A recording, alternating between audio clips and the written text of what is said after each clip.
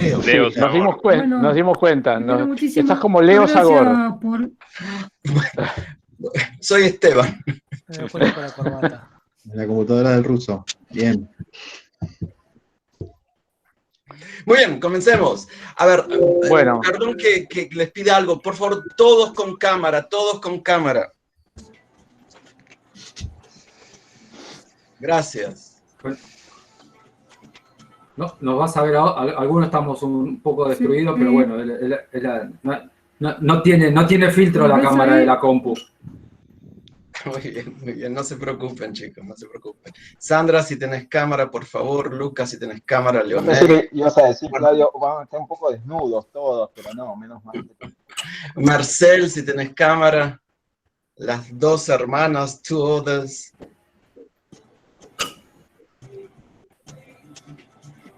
Bueno, Esteban, antes que nada me presento, mi nombre es Gabriel, nos hemos escrito, Gabriel Fele, el coordinador de la carrera y de la sede de Capital.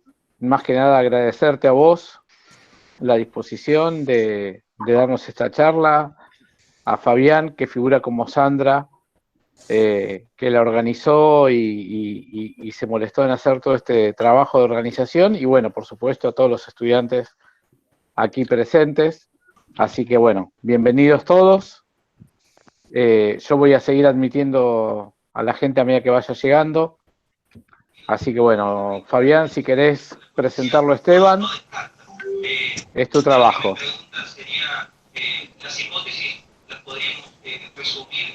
¿Qué tal? Buenas Sí. tardes. Lucas, muteate, por favor. Sí, eso sí, les pido cámaras prendidas. Y mutense. Sí, cámaras prendidas, micrófonos apagados. Así no hay ecos.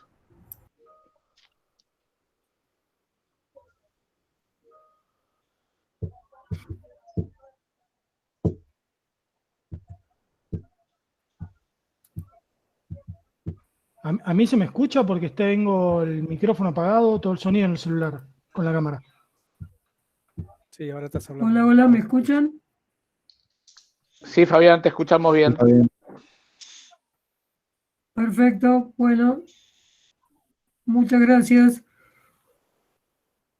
Bueno, a ver, primero de nuevo, Esteban, súper gracias de que nos estés dando tu tiempo para tener este encuentro, esta charla. O sea, muy brevemente, porque realmente sos una persona que tiene una amplia historia profesional y personal, o sea, como para que ya todos, o sea, se vayan justamente conociéndote cada vez más.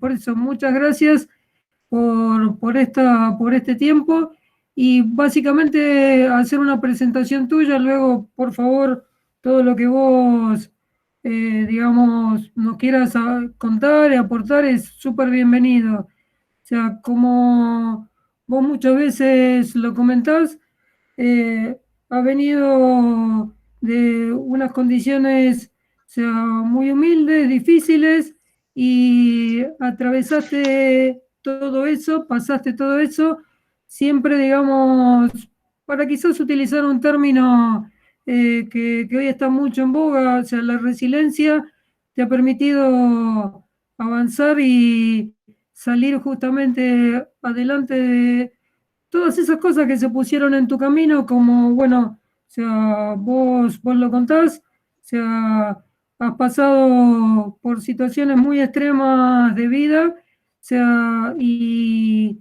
de salir adelante y mostrar, digamos, como siempre se puede, como siempre justamente te planteaste objetivos claros, y hoy sos un profesional que ha logrado cumplir, entiendo, parte de tus metas, porque siempre nos estás, o sea, pidiendo que sigamos adelante y avancemos, digamos, con nuestras metas y visiones. O sea, fundamentalmente que todos los presentes sepan, o sea, que sos un docente con una amplia historia, un académico con amplia historia en Oxford, pero como vos comentás, pasaste, o sea, de justamente no sé, lavar platos, estar en situaciones justamente difíciles para el mantenimiento de tu vida cotidiana, a hoy estar justamente desarrollado y trabajando sobre tus objetivos, tanto personales como profesionales. O sea, hay mucho más detalle para charlar, como digo, de tu carrera profesional, o sea, pero quiero reservar, si te parece, o sea, este tiempo como para que vos nos cuentes, o sea, de vos y los presentes, como ya algo escuchaste, hay muchas preguntas para hacerte y muchas ganas justamente de que compartas esas experiencias con nosotros. Así que te escuchamos, Esteban. Muchísimas gracias, Fabián. Gracias, Gabriel, por esta invitación y es un honor para mí estar con los estudiantes y gente de la Universidad de Lomas de Zamora. Es un gusto.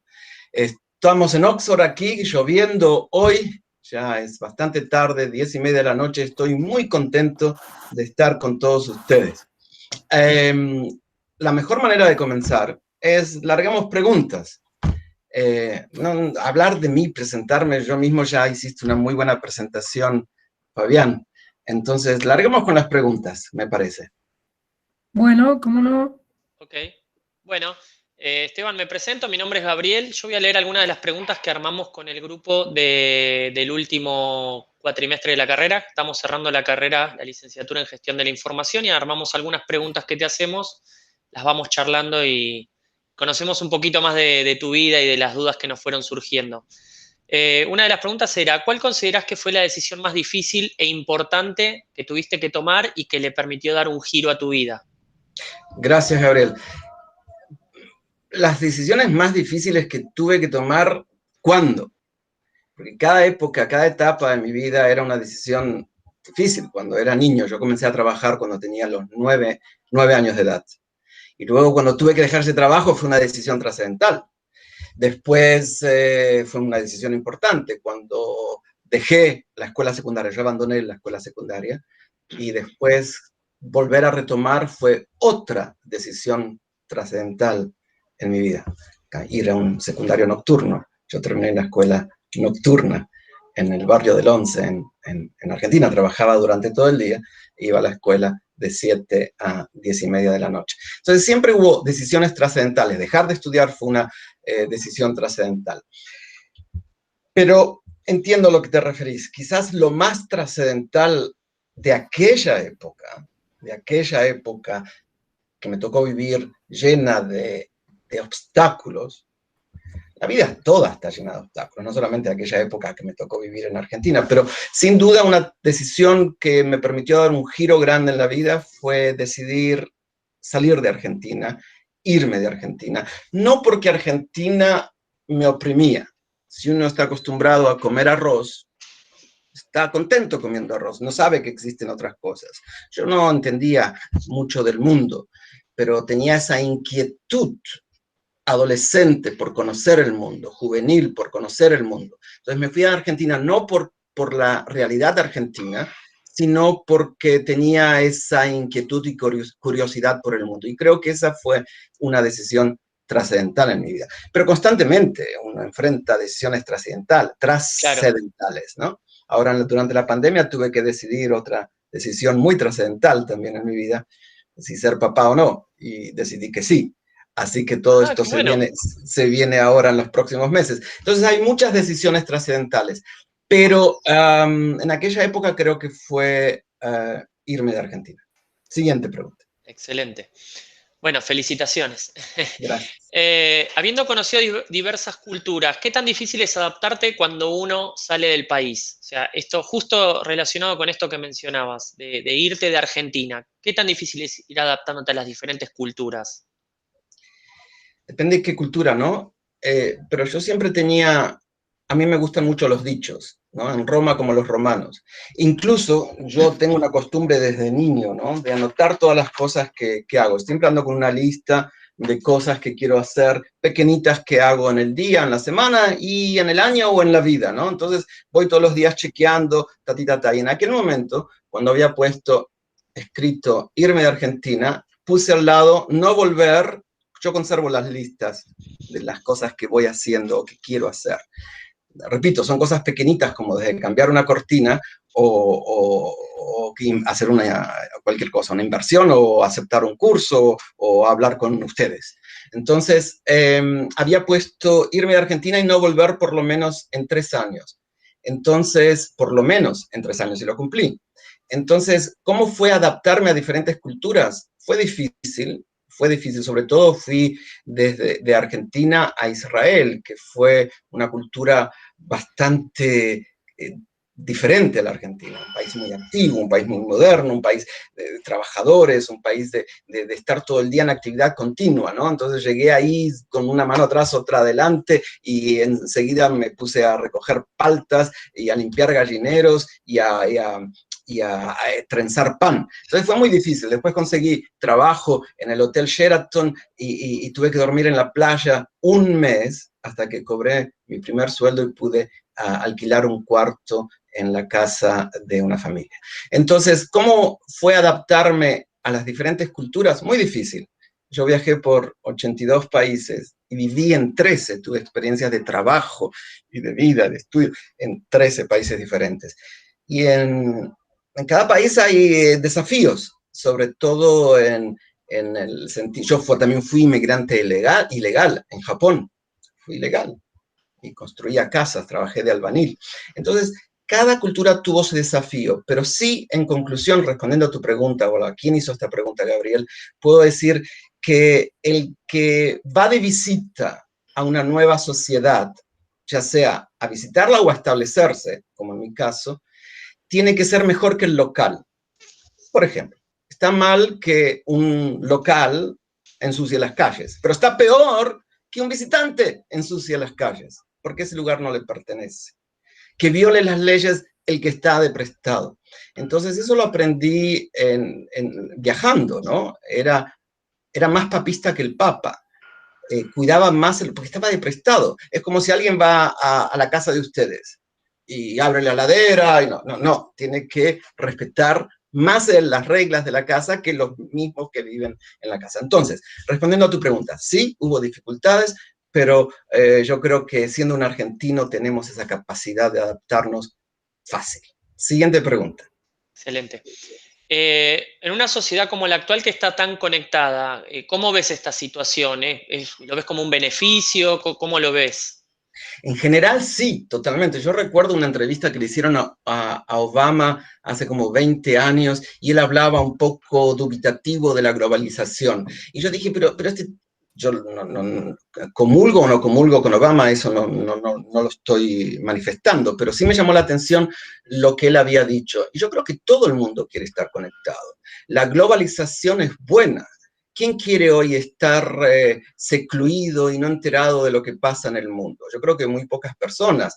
Entonces, la globalización es buena. Yo creo que el mundo necesita más globalización.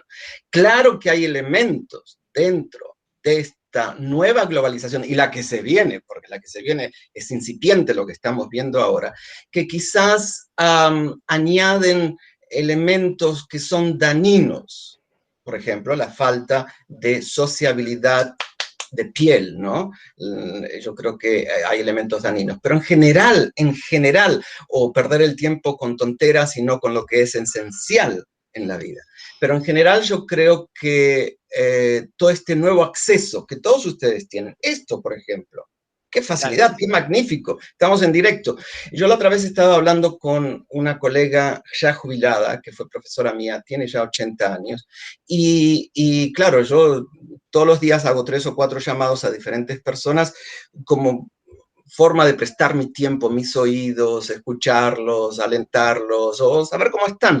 Entonces le pregunté cómo estaban, y ella está encantada con esta pandemia. Yo dije, ¿cómo estás encantada con esta pandemia? Me dice, mira, pues tengo amigas extraordinarias que nunca las vi y no las vio. Y se junta todos los días a las 5 de la tarde to have 5 o'clock tea. Entonces, y son amistades en la otra parte del planeta, y son buenas amistades que quizás la conocen más que aquellas personas que tuvieron relación cara a cara.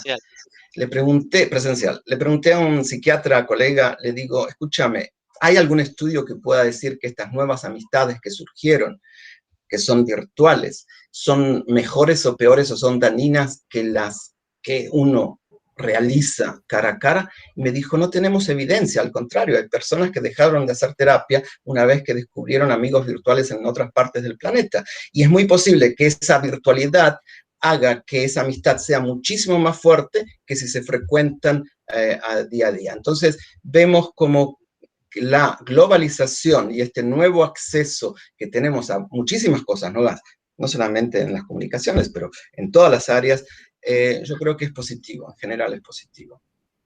Excelente. En general, hay mucho daño, pero en general es positivo. Sí, perfecto. Siguiente. Con respecto a tus logros profesionales, ¿cuál podrías considerar que es la clave del éxito o de esos éxitos?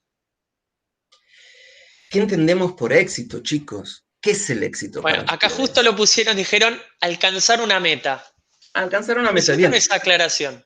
Porque hay gente que relaciona el éxito con dinero, ¿no? Éxito en dinero y lo otro es felicidad. Alcanzar una meta, la pregunta fue que, repetí la ¿Cuál pregunta, Gabriel. consideras, está asociado a la clave del éxito? El secreto me dijiste. Hay varias cosas. De niño fue la curiosidad, sin duda. Yo crecí en un rancho con piso de tierra, techo de chapa, sin agua, sin el baño, sin electricidad. El baño era un agujero en el fondo. Y entonces, por lo tanto, no tenía televisión, no tenía radio, no escuchábamos música. Hasta el día de hoy yo no escucho música y quizás sea una consecuencia de la pobreza de antaño. Pero sabía leer. Entonces, yo creo que el saber leer fue el secreto de mi éxito en mi niñez y adolescencia. Y eso, esa adicción que desarrollé por la lectura, acompañada de curiosidad, se transformó en una herramienta para tener éxito. Cuanto más leía, más aprendía, más sabía, mejores trabajos tenía. Yo trabajaba en un almacén envolviendo huevos, barriendo a los 9 años, pero después más sabía, aprendía inglés. Yo aprendía inglés, no sé si habrán escuchado cómo aprendí inglés, pero tenía esta curiosidad por saber lenguas. Entonces, había una vecina que tenía long plays, no sé si todos saben lo que son long play, unos discos vinilos grandes, que era un curso de inglés. Entonces, y yo estaba deseoso por escuchar esos discos, porque digo, yo escucho esos discos y aprendo inglés. Entonces, en casa vino la gallina Zulema, que ponía huevos, que a cada rato tenía muchos novios, entonces ponía huevos a cada rato, y esta vecina, que era bastante malita, pero me cambiaba un huevo de Zulema por una lección de inglés. Claro, yo le robaba todos los huevos a Zulema para aprender inglés. Entonces, cuanto más sabía inglés, más fácil me era conseguir trabajo. Terminé trabajando de maletero en el Hotel El Conquistador, después en el Hotel Sheraton, después en Las Leñas. Entonces, una cosa llevaba a la otra. El secreto fue tu pregunta. Yo creo que fue la curiosidad acompañada de valentía y otros elementos que puede ser la perseverancia. Porque mucha gente dice, ok, quiero tener éxito en esto, pero no sos perseverante. Tenés que ser perseverante en la vida y estar preparado para caerte, para encontrar obstáculos, pero si sos perseverante, seguís. Mire, antes de esta clase, yo estaba haciendo una revisión de las conjugaciones muy raras en alemán. Me las quiero aprender. Entonces, faltaban 3 minutos, me escribió Fabián y me dijo, ya estoy con Gabriel. Y yo digo, sí, pero yo tengo que aprender esto. Así que le dije, qué bien que te llevas con tu jefe. Entonces, seguí acá esto. Entonces, hay que ser perseverante con lo que queremos. Y yo creo que también la perseverancia, la curiosidad y la valentía son elementos que a mí me ayudaron en el éxito. No sé qué es éxito, pero ustedes llaman éxito, no sé. Siguiente. Bien, me gustó mucho. La curiosidad me quedó rebotando. Y valentía. Valentía también. La curiosidad... del éxito, ¿cuál es tu éxito? ¿A cuál vos lo consideras tu éxito? El mayor éxito de mi vida. ¿Quién preguntó ahí? Luis. Interrumpan, a mí me gusta que interrumpan, Luis, métanse. Yo creo que mi mayor éxito en toda mi vida fue en Argentina, que un chico que se crió en la indigencia, porque era menos que pobreza. La pobreza de hoy en Argentina no es pobreza comparado a esa pobreza de antaño. Claro que la calificación de pobreza, las mediciones van cambiando, ¿no? Con el tiempo. Pero pobre éramos nosotros. que teníamos que acarrear agua en el hombro con un palo cruzado. Pobres éramos nosotros, que la cocina era un agujero en la tierra donde le poníamos brasas, si había, si no había que juntar leña, y no podíamos irnos a dormir hasta que eso no se apagaba, porque mi mamá decía que nos podíamos morir en el sueño. Entonces, y bañarse una vez cada tanto. A mí me discriminaban por piojoso, por sucio durante toda mi escolaridad. Entonces era muy difícil esa pobreza. Pero, ¿de qué estamos hablando? De éxito. El mayor éxito fue que un niño que vivió la indigencia, termina la escuela primaria y después el secundario, para mí, ese fue el mayor éxito de mi vida, en Argentina. Bien. Lo demás fue fácil. Una vez que estás subido en el tren, seguís viajando. Claro. Pregunta siguiente. Gracias, Luis, por esa pregunta. Acá había una medio parecido, que fue lo más valioso que tenías y que fuiste desarrollando. Me parece que es un poquito esto que hablábamos.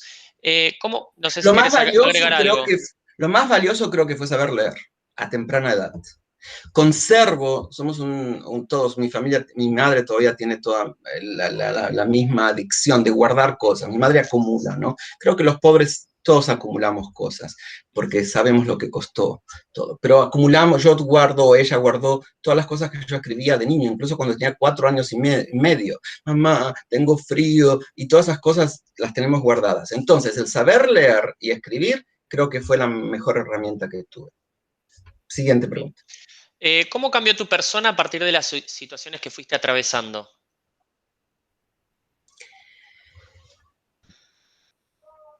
Yo era muy tímido. De niño, un adulto me hablaba fuerte y yo lloraba. No me podía relacionar con adultos.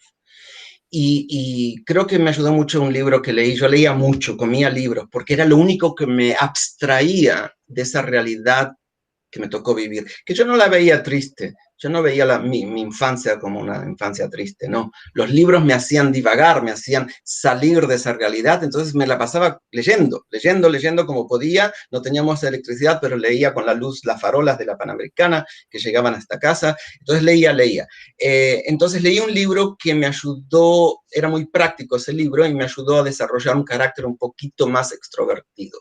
Entonces, ¿cómo fue cambiando mi personalidad de ser introvertido? No creo que hoy sea extrovertido, sino me siento un poco más seguro, pero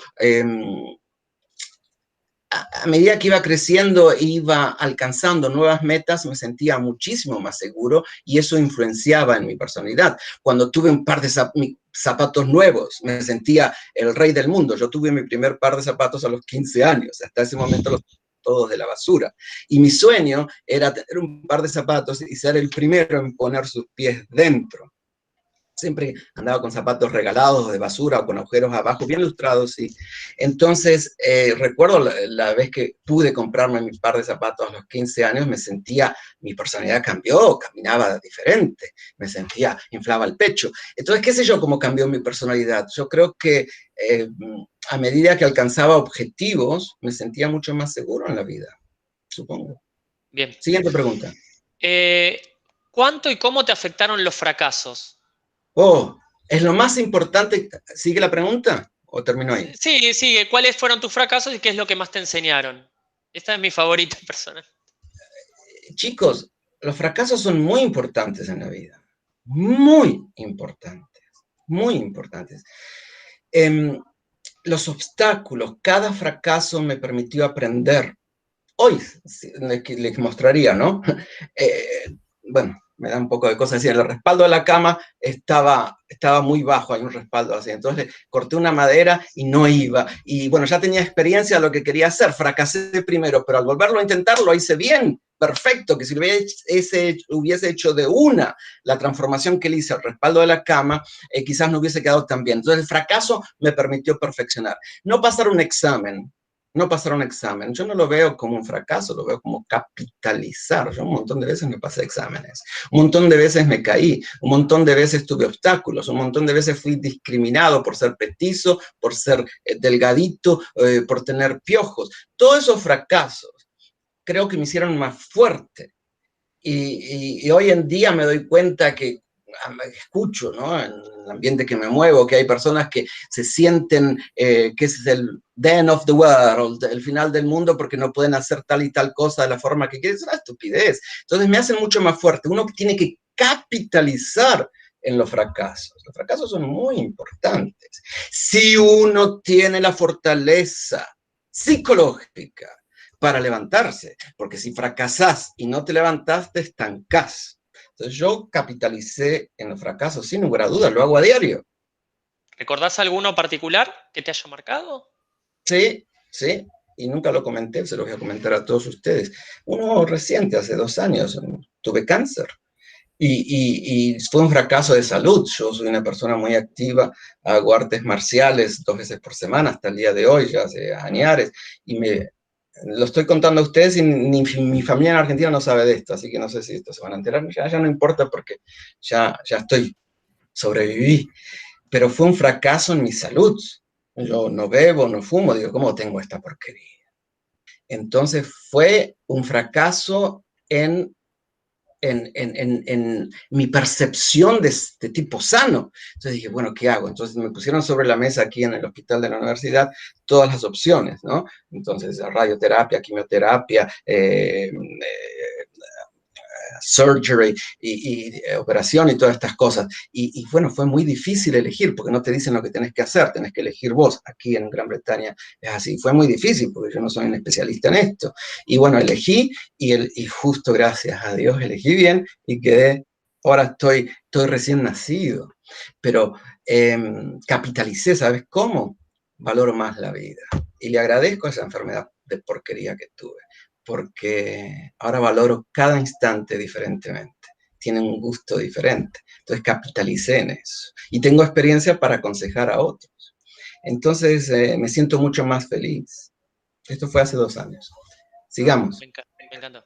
¿De qué te arrepentís? ¿Qué hubieras hecho diferente a como lo hiciste o no hubieras hecho? ¿Te arrepentís de algo? ¿Quién dijo ahí? Juan. Claro que me arrepiento de muchas cosas, pequeñitas o grandes. ¿Qué quieren saber? ¿Me arrepiento algún día no haber qué sé yo, cosas pequeñas? Muchas. Cosas grandes, trascendentales, qué sé yo. En mi niñez tenía muchas ganas de aprender ruso. Yo hablo lenguas, ¿no? Hablo 7 lenguas bien. Y tenía muchísimas ganas de aprender ruso y tuve que decidir, ok, me pago el curso de ruso en Buenos Aires o ayudo a mi madre que había creído en el amor y tuvo más críos y era necesaria la entrada en la casa de las clases de ruso, entonces opté por ayudar a mi madre. Yo pienso que se hubiese arreglado de todas maneras si yo hubiese estudiado ruso. Se habría arreglado de todas maneras si yo hubiese estudiado ruso. De todas maneras, me arrepiento de no haber estudiado ruso. Me arrepiento también de haber estudiado tanto. De verdad. Y yo creo que es una consecuencia, una de las secuelas de la pobreza, una forma de psicológicamente de demostrar que yo valía, era estudiando, conquistando diplomas. Yo a este le quiero demostrar que él tiene todo, tiene padres que lo acompañan, no tiene que trabajar, tiene una familia al lado y no termina su carrera. Yo que no tengo nada de eso, que mi madre trabaja de limpieza y que tengo que trabajar, voy a demostrar que sí puedo. Entonces acumulé títulos universitarios, tengo 5 carreras terminadas y creo que no era necesario. ¿Para qué? ¿Para qué? Saber, voy a morir estudiando. Yo sigo estudiando hasta el día. Les muestro, por ejemplo, yo les muestro aquí atrás, justo de la computadora, yo siempre ando con 13 o 14 libros que los leo, es mi lectura, yo me acuesto más o menos a las 3, 4 de la mañana, por eso estoy bien despierto ahora que son casi las 11, entonces no me voy a dormir hasta que no lea un capítulo de cada uno de los libros en diferentes lenguas. Yo quiero morir estudiando, es algo que me encanta, pero sí me arrepiento de haber estudiado formalmente. Era como que quería demostrar que era mejor que otros. Fue estúpido, ¿no? Uno no necesita 5 carreras, 2, 3, pero 5. Bueno, sigamos. Bien. Perdón, yo tengo una consultita. ¿Quién es? Pablo Soñez, por acá. Pablo. Buenas noches. ¿Cuáles fueron los libros que te tocaron, que te hicieron sentir algo, algún breve listadito de libros que quieras sugerirnos? Pablo, yo no respondo a esta pregunta. ¿Por qué? Porque ya me pasó ya me pasó, que recomiendo, ¿viste? Te pasa a vos que recomendaste un restaurante y fueron, no fue tan bueno. O una película, no me hizo nada la película. Lo mismo yo el único libro que recomiendo es el mío, Las llaves de Raquel, lo pueden leer en inglés también, Rachel's Keys, está en Amazon digital, no lo compren en Argentina Mercado Libre, que está en un precio abusivo, pero digital está bastante accesible. Hay muchos libros, Pablo, que fueron importantes y son importantes en mi vida. No me atrevo porque después se me enojan. ¿El de tu infancia que te ayudó a perder la timidez, que mencionaste al principio? Bueno, y aquí me está sacando cosas que no, me niego siempre a recomendar. Ese libro fue el libro de Dale Carnegie.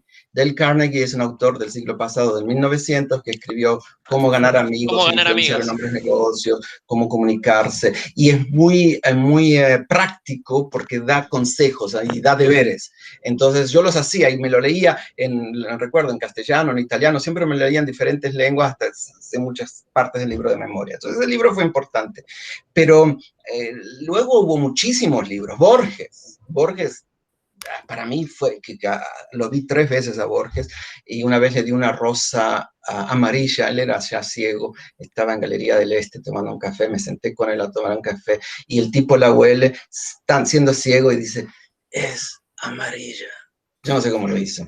De todas maneras, pero Borges fue muy importante en mi niñez, sobre todo porque no lo entendía. Y eso me llevaba a escudriñar. Él mentía con una profesionalidad increíble. Te decía en la Enciclopedia Británica, página 133 del segundo tomo, dice tal cosa. Y yo me iba a la Biblioteca Nacional o a la del Palacio, ¿cómo se llama? El Congreso. De Educación. Pisurno, a buscar la Enciclopedia Británica, y me encontraba que las referencias de Borges eran todas mentiras, que le inventaba. De todas maneras, pero él me hizo escudriñar mucho. Pero no sé, hay muchos libros. Yo leo todo, ¿no? Pero hay un libro constante que yo leo, que no puedo decirte esto, Pablo, porque... Por favor, no me digas eso. No. Lean, es importante, lean. No dejen pasar un día sin leer, aunque sea un capítulo de algo, pero lean.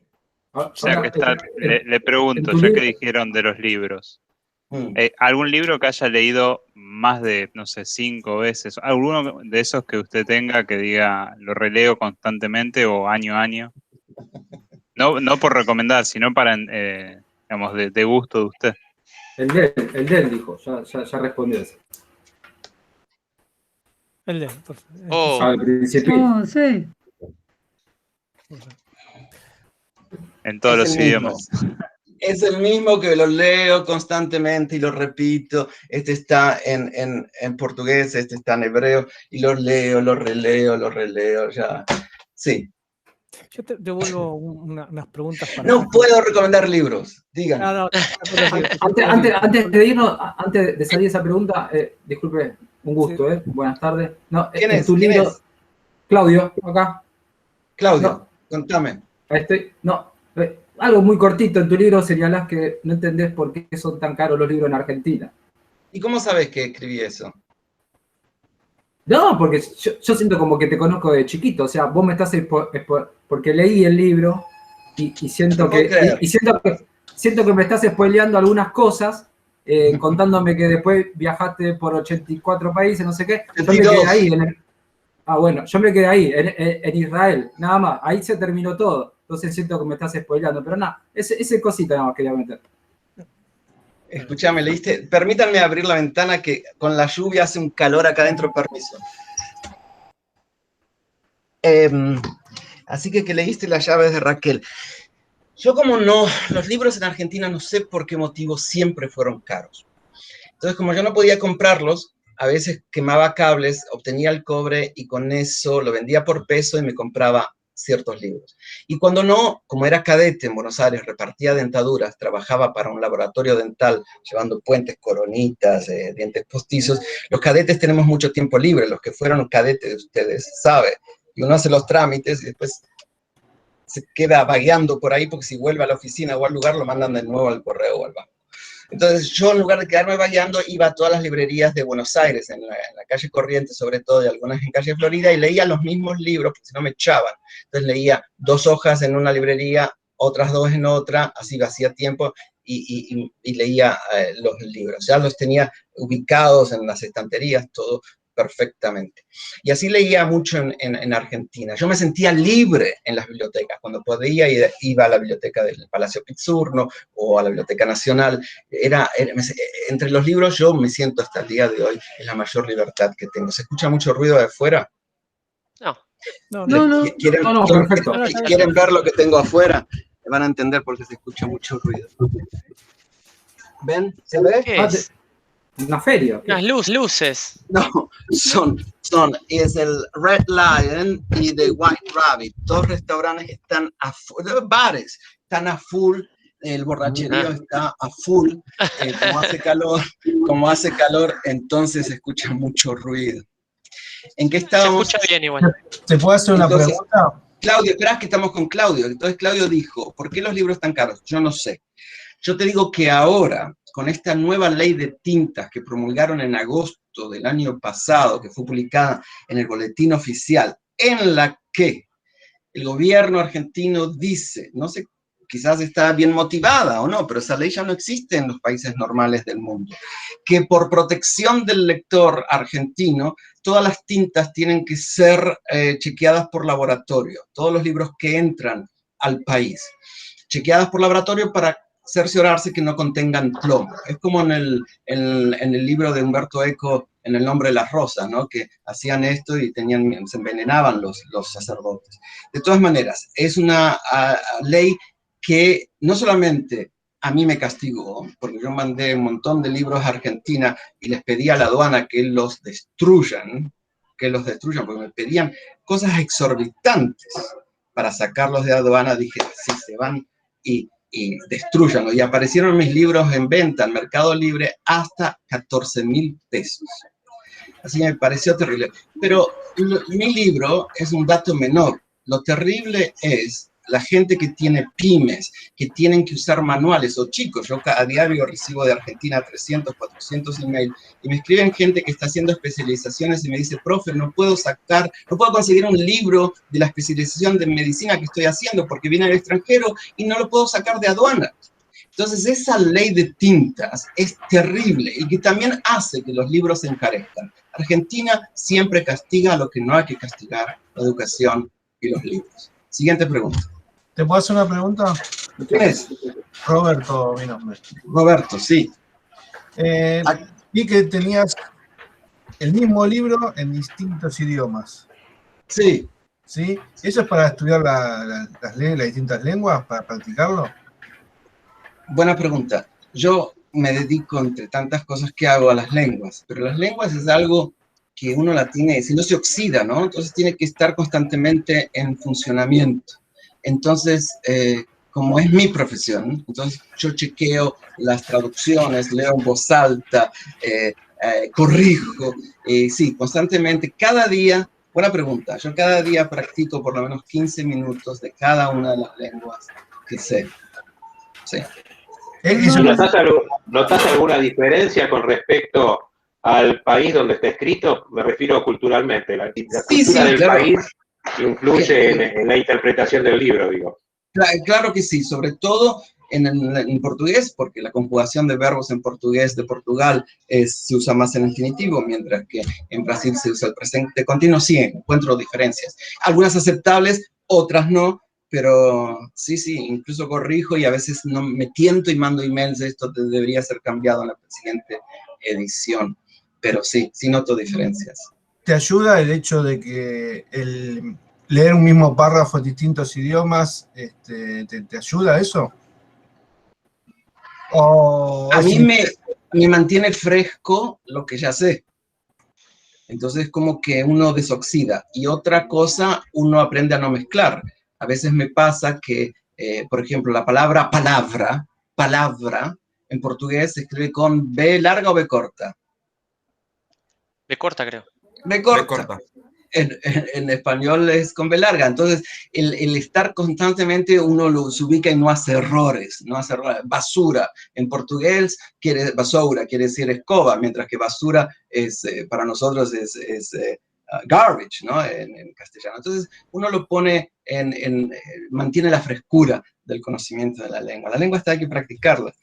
El conocimiento de lenguas ayuda en todas las áreas de la vida. No solamente ustedes sepan que hoy está comprobado que una persona que sabe una segunda lengua, un L2 o L3 o L4, segunda, tercera lengua, cuando sea anciano va a tener menos enfermedades mentales. Está probado en trabajos longitudinales. Una persona que sabe una segunda lengua extranjera es un mejor negociador. No solamente porque pueda negociar en esa otra lengua, sino en su propia lengua es un mejor negociador. Lengua es mucho más que la lengua, es cultura, es idiosincrasia, es muchísimos factores que están envueltos en el aprendizaje de una lengua. Acá una pregunta, si puede ser. Me gusta Lucas, ¿quién? Sí. Fabián. Fabián, ya que hablamos de lenguas, o sea, te consulto por el lenguaje inclusivo, o sea, ¿cómo ves hoy justamente, o sea, el lenguaje inclusivo dentro de la sociedad? O sea, ¿cuál es, o sea, la aceptación, el rechazo, el sí, el no, o sea, del lenguaje inclusivo? Muy buena pregunta, Fabián. Muy buena pregunta y la voy a responder con toda la autoridad que me da la profesión. Porque hay cosas que yo no respondo con autoridad porque es personal, ¿no? Pero esto es mi área. Como dije, yo nací en un rancho con una madre que fue sola, madre con 3 críos. No había una ley que obligase a mi padre a pasar manutención. No había divorcio en Argentina. La separación estaba mal vista. Mi padre nunca se olvidó de nosotros. Luego mi madre conoció el amor, nuevamente, un tipo que la golpeaba, un tipo borracho, un tipo que le sacaba lo poco que tenía y la dejó con hijos. Yo vi cuán difícil fue la vida de mi madre como mujer. Y ese ejemplo de mi madre se replica en muchas latitudes del mundo, donde la mujer fue discriminada, donde la mujer no fue respetada como se merece, y eso se ve reflejado en este nuevo movimiento de reivindicación de la mujer. Claudio, que leyó mi libro, sabe que cada capítulo de los 18 capítulos de mi libro están dedicados a... ¿Claudio? Yo leí el libro, pero tengo muy mala memoria. A una mujer. Cada capítulo lleva el nombre. Nina, Esther, hay un montón, sí. Cada capítulo lleva el nombre de una mujer. Entonces, yo conocí en carne propia, en casa, toda esta discriminación histórica, porque lo viví en casa, que mueve a este movimiento de lenguaje inclusivo. Ahora bien, las lenguas son como una planta, ¿sí? Las lenguas crecen como una planta, como un árbol, echan raíces, florecen y después mueren. Mueren. Hoy es un día triste en el mundo porque acaba de morir una lengua. Entonces las lenguas tienen este movimiento natural y las lenguas pasan de moda. Por ejemplo, ¿dónde está el griego antiguo? Ya no existe. En Grecia se habla griego moderno. ¿Dónde está el latín como lengua franca internacional? Ya no existe. Quizás en el Vaticano algunos hablen latín hoy en día, pero ya no existe. Cuando ustedes eran pequeños, aquí veo gente mayor como yo, cuando éramos pequeños íbamos al correo, los formularios en el correo estaban escritos en francés primero y después en castellano, porque el francés era la lengua de las comunicaciones y era la lengua, ahí veo a Fabián que dice que sí, y era la lengua de la diplomacia. Hoy francés es una lengua más. En Argentina había más de 150 académies françaises, la Alliance Française, y hoy no creo que queden muchas. Entonces va perdiendo. Entonces el mundo va cambiando de lengua. Hoy es el tiempo del inglés y va a ser por muchas décadas más la lengua franca, porque la vida es demasiado corta como para estudiar chino. Ahora bien, las lenguas tienen un movimiento natural. No podemos ser policías de la lengua, no podemos forzar a la lengua. El castellano es ya una lengua inclusiva. Inclusiva. Cuando el castellano se refiere a un grupo, aunque haya mujeres, y usa el masculino, no significa que es una lengua machista, sino que es el uso genérico de la lengua, como el castellano en muchísimas otras lenguas. Yo entiendo este movimiento, que es una causa noble de transformar la lengua. Lo que mueve a esta moción es algo noble. Queremos también hacer justicia en la lengua y las mujeres fueron discriminadas, pero no, no se metan con el castellano. Eso es una estupidez, es una aberración. Y vamos a cambiar el discurso. Por ejemplo, uno puede decir también que el castellano es una lengua feminista. ¿Cómo feminista? A ver, vamos a tratar de entender que también los hombres pueden quejarse que no se sienten incluidos. Analicemos la palabra muchedumbre. Es un sustantivo. Femenino, masculino. Femenino. Femenino. Femenino. Persona, masculino o femenino. Femenino. Claro. Cara, femenino o masculino. Femenino. Belleza, femenino o masculino. Femenino. Sonrisa, femenino o masculino. Femenino. Eminencia, femenino o masculino. Femenino. También femenino. Entonces, supongamos que yo veo a un grupo de hombres. No hay duda que son todos hombres heterosexuales, todos con barba larga, no hay duda, ¿no? Y veo en ese grupo, en esa muchedumbre, a mi dentista. ¿Qué tengo que decir? Lo llamo por teléfono y le digo, se llama Matías, es de Lanús. Le digo, Matías, vi un muchedumbro y en ese muchedumbro distinguí un persono con un caro de eminencio y por el sonriso que salía de su almo me di cuenta que era mi dentista. ¡Es absurdo! Es ridículo. Entonces podemos hacer el mismo argumento, que los hombres no se sienten incluidos en la lengua. Alguien ahí tiene el micrófono abierto. Ahora, ustedes me pueden decir, pero, profesor, usted sabe que aquí, en el mundo hispano, yo también estudié en la Universidad de Salamanca, esto lo discutí en la Universidad de Salamanca, y estamos todos de acuerdo, incluso con Mario Vargas Llosa, que es Premio Nobel de Literatura, miembro de la RAE. Ustedes me pueden decir, pero sabe que hay universidades muy prestigiosas que ahora ponen hasta los carteles en lenguaje inclusivo. Sí, señores, lo hacen por miedo, porque tienen miedo de que los alumnos le tomen las facultades o tienen miedo de que los acusen que discriminan. La inclusividad no se da por la lengua. El castellano ya es inclusivo. Yo entiendo lo que motiva esto y es algo noble, pero es absurdo, es ridículo, es una fiebre pasajera. Ya pasó en diferentes lenguas, pasó en el inglés, querían reemplazar hace décadas el he y she por they and them, y ya se olvidó todo eso. Entonces son fiebres pasajeras. El problema es que gastan mucho dinero con estas fiebres pasajeras, y es ridículo. Hay cosas más importantes para la inclusión que meterse con una lengua que ya genéricamente es inclusiva. He dicho. Siguiente pregunta. Yo quería hacer una pregunta. Lucas, habla. Dale, acá. Lucas. No sé si se ve. Lucas. Sí, te veo, Iglesias, sí. Acá. Tomando el hilo anterior del tema del idioma, al momento neutro en el que estás pensando, porque veo que estás mezclando tanto el español como el inglés, cuando estás pensando, ¿en qué lo haces? Mezclás, porque vos decís que lees en distintos idiomas para mantenerte fresco. Ahora, al momento de tener una conversación, la actual, por ejemplo, ¿lo haces en tu idioma natal o en distintos? Buena pregunta, muy buena pregunta. Todo depende del ambiente que esté. Me cuesta arrancar un poquito siempre si cambio de ambiente. Ya me han hecho experimentos conmigo, ¿no? Me pusieron en una asamblea con diferentes grupos hablando en 7 idiomas y cada uno me preguntaba una lengua diferente para ver cómo funcionaba la mente. No solamente a mí, lo hacen con otras personas también. Entonces siempre me cuesta los primeros segundos. Pero ahora estoy pensando totalmente en castellano. Si estoy en un ambiente en inglés, es solamente en inglés o en hebreo, pero voy cambiando. Cuando estoy cansado, hago una ensalada. Perfecto. Gracias. Bueno, tengo una pregunta de mi parte. Sí, Claudio.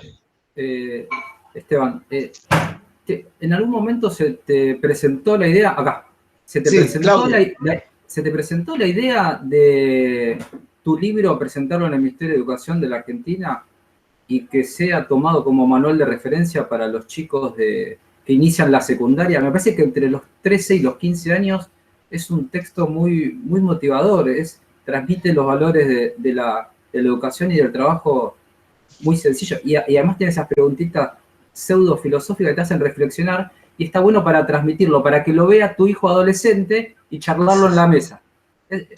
Eso. Miren, primero te tengo que corregir, 13 y 14 no. Hoy yo recibí un audio, a ver si se los pongo, a ver si se los puedo poner. Yo no sé cómo consiguen mi número de teléfono, pero esta mujer leyó mi libro, a ver si lo escuchan, y tiene 70 años, y se puso a estudiar medicina, y hoy tuvo su primer examen. Escuchen lo que me mandó. Thank you very much. No, esperen, este otro. Yo no la conozco, Esteban, siempre te agradezco que tu historia me generaron las ganas de volver a estudiar. Te mando un beso grande. Chao, chao. Tiene 70 años, estudia medicina, entonces no 15, 16. Yo recibo constantemente correos de gente muy adulta, de abuelos o de niños. El más joven que leyó mi libro tiene 7 años y se ponen a estudiar, y lo cual me da muchísima alegría. Tu pregunta fue si se me ocurrió que el Ministerio de Educación de la Argentina, todo lo que tengan que ver ministerios, gobiernos, lo sabemos aquí en Gran Bretaña que no funciona, son todas porquerías. Hay escuelas, sí, que leen mi libro, que lo compraron los maestros o los padres, lo tienen en la biblioteca, o lo leen en clase, o lo traducen y luego comparan la traducción, porque justamente está en inglés. Hay una escuela en Formosa que lo está haciendo, hay otra escuela en San Juan. Entonces, si surge espontáneamente, naturalmente, yo creo que tiene un buen resultado. Todo lo que es impuesto por cualquier ministerio, no solo en Argentina, ¿no? No funciona, yo no creo en eso. Entonces, no se me cruzó, pero sí está pasando. Gracias, Claudio. A vos por todo y por el libro que escribiste. Gracias. Siguiente pregunta. Bueno, acá se preguntaba, ¿cómo crees que se puede ayudar a las personas que atravesaron dificultades similares a las que atravesaste vos, tomando en cuenta que hoy es un momento distinto, ¿no? No sé si están las mismas posibilidades, sí, no, puede ser, o posibilidades distintas. ¿Quién está preguntando esto? Gabriel, siempre Gabriel Norte. Sí. Chicos, primero uno tiene que tener en claro si la persona quiere ser ayudada. Yo voy mucho a Villas Miserias de Argentina.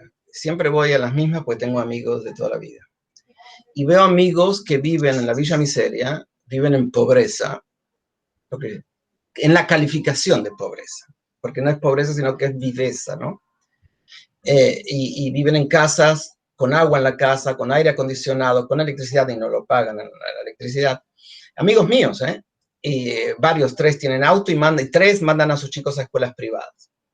Yo tengo que ir a decirle, che, salí de la villa. Si él está feliz ahí.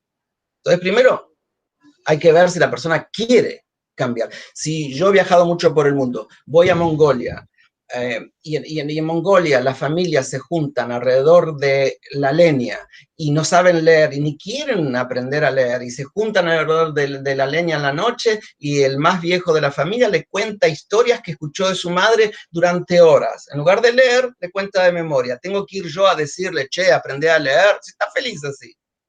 Está re feliz. Entonces, primero hay que ver si aquella persona quiere ser ayudada, quiere salir. Yo creo que todos, no estoy convencido que todos, yo creo que todos tenemos este error de querer imponer.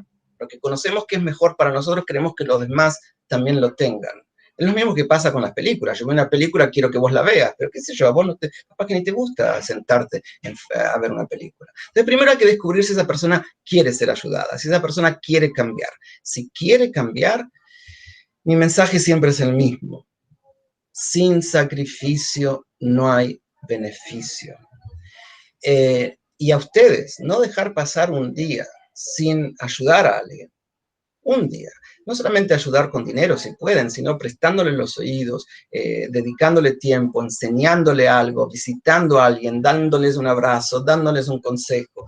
No hay nada que nos haga más felices a todos que ayudar. A mí, yo recibo la mayor felicidad de mi vida ayudando a los demás. Y creo que esto que estoy haciendo con ustedes es en cierta forma, es una forma de ayudar. Estoy dedicando mi tiempo a ustedes. A mí, Gabriel y Fabián no me pagan absolutamente nada. Lo hago porque me hace sentir feliz compartir mi vida. Cuando recibo mensajes como esta mujer de 70 años que comenzó a estudiar medicina y pasó su examen 85 sobre 100, a mí me da alegría. Entonces, esas pequeñas cosas se van sumando y dan a uno felicidad. Entonces, ¿cómo ayudar a los demás? Alentándolos, motivándolos. Si la persona es vulnerable, claro que necesita un empujón, quizás económico, quizás de comida y demás. Pero si no es vulnerable, necesita ponerse a trabajar. Yo siempre le doy ejemplo a mis estudiantes aquí en Oxford, que no muchos lo entienden, porque no habrán visto un pobre en su vida. Muchos de mis estudiantes, es una universidad muy privilegiada, la Universidad de Oxford. Entonces, a veces me cuesta que entiendan conceptos que yo les quiero transmitir. Pero cuando yo era pequeño, como dije, y Claudio lo sabe porque lo cuento en mi libro, juntaba cables en la Panamericana y los quemaba, obtenía el cobre y los vendía por peso. Cables, aluminio, todo lo que encontraba de metal. Coincidía con la época que la gente empezó a estudiar, a usar Tupperware, esos recipientes que ahora las madres les dicen, hey, te di el tupper, no me lo devolviste. Bueno, eso era nuevo. Se ríe el Matías porque le debe a la madre, a la abuela un tupper. Entonces, empezaron a tirar muchas cosas de aluminio, cucharones, que si yo juntaba todo lo vendía por peso. Y así me compré el primer diccionario Aristos, inglés-español. Y en mi ignorancia de niño, quería aprenderme 5 palabras por día. Y lo hice. Yo me leí el diccionario Aristos de tapa a tapa, lo tengo hasta el día de hoy. Me negaba a ser pobre de palabras. Ser pobre materialmente quizás, pero de palabras me rehusaba. Entonces, me lo leí todo y escribía las palabras, todas, en inglés y en español. Ni sabía cómo pronunciarlas, pero las escribía. Entonces, yo me pregunto, ¿yo hubiese hecho lo mismo si ese diccionario me lo hubiesen regalado? ¿Yo habría hecho lo mismo si ese diccionario me lo hubiesen regalado? Yo creo que no. Yo creo que no. Lo hice porque me costó y mucho. Entonces, es el valor de lo que uno adquiere a través del sacrificio. Entonces, yo creo que ayudando a una persona que no necesita es importante, pero repitiendo la ayuda y repitiendo la ayuda y repitiéndole a la ayuda que se convierte en una adicción es dañino. ¿Respondí? Sí, perfecto. Gracias. Acá dos que están emparentadas. Sí, Luis. A ver, no quiero meter política ni nada de eso, pero solamente vos en un país X... no lo hagas entonces. Si no quieres meter política, no lo hagas, Luis, por favor. A ver qué Luis. Luis, la pregunta, dale. En cualquier país, en un gobierno, ¿cómo ayudarías? ¿Tendrías un corto plazo de ayuda a la gente a pobres o largo? Largo me estás explicando que no. No, sin duda, Luis, sin duda. Todo el vulnerable tiene que ser ayudado, el vulnerable. El pobre necesita un empujón. Claro que sí. Yo creo que es importante. Yo creo que todo país razonable tiene políticas sociales. Es muy importante. Pero dije, y repito mis palabras, yo aquí no estoy hablando de la realidad argentina, estoy hablando de cualquier país en el mundo. Cuando se transforma, lo vemos aquí, cuando eso se transforma. Hoy, por ejemplo, hubo una resolución, se buscan en la BBC, una resolución que incrementaron la ayuda en los comedores escolares para ciertos chicos por un tiempo determinado. Si no, la madre dice, ya no cocino, lo mando al restaurante, que vaya a la escuela a comer. Yo no fui a comedores. Doy mi ejemplo. A ver, lo mejor es hablar de uno mismo. Vamos a hablar de uno mismo. En mi época, en Argentina, la pobreza era muy diferente de lo que es ahora. Yo no iba a comedores, pero pasé hambre. Es feo acostarse con hambre. Yo comía el pan con moho. ¿Saben lo que es moho? Verde, duro. Hasta el día de hoy como el pan duro porque me encanta. Uno acarrea la pobreza habiéndola dejado por muchos años, uno la carrea psicológicamente. A mí me encanta en la mañana comer pan duro, mojándolo en el café, me encanta. Bueno, entonces pasábamos hambre en casa.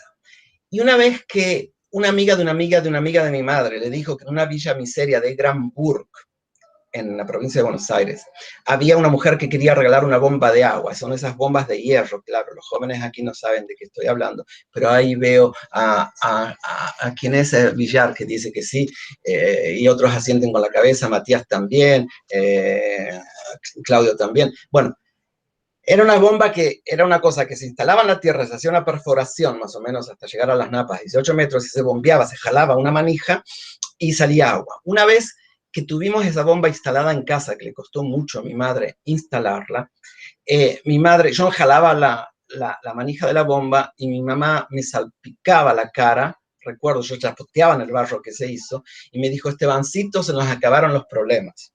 Yo dije, ¿cómo, mamá? Se nos acabaron los problemas. Claro, hasta ese momento había que acarrear el agua, ¿no?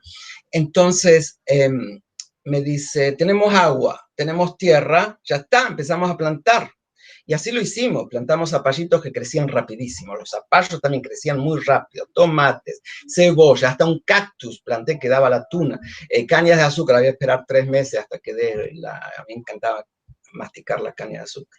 Entonces se nos acabó, después vinieron las gallinas, y teníamos, era la Zulema, tenía un montón de novios, como dije, teníamos un montón, y cambiaba yo huevos por manzanas, y por esto, por lo otro, se nos acabó el hambre.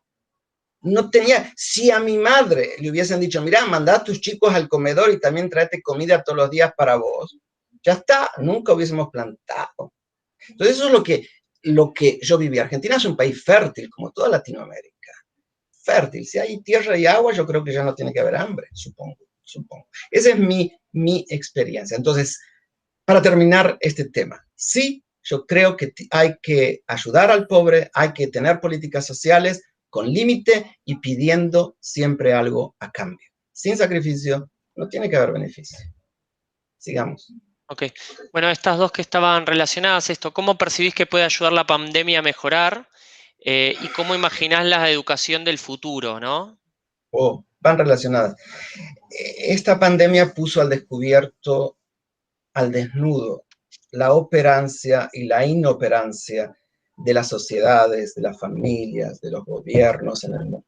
Nos desnudó a todos, a todos. Aquellas familias que se llevaban bien de ustedes, quizás ahora durante la pandemia se llevan mejor, aquellos que se llevaban mal terminaron tirándose los platos por la cabeza. Aquí en Gran Bretaña tenemos un montón de divorcios de la pandemia. También tenemos un montón de bebés coronas, incluido. Voy a tener. Entonces vemos que puso al desnudo la operancia y la inoperancia de las sociedades. Yo creo que lo más importante que nos dio esta pandemia, que fue terrible, acá murieron 180.000 personas, se me murió mi jefe, varios estudiantes míos, compañeros, fue terrible. Nos puso al manifiesto la fragilidad de la vida, lo efímera que es la vida. La vida se nos puede ir así, ¡tac!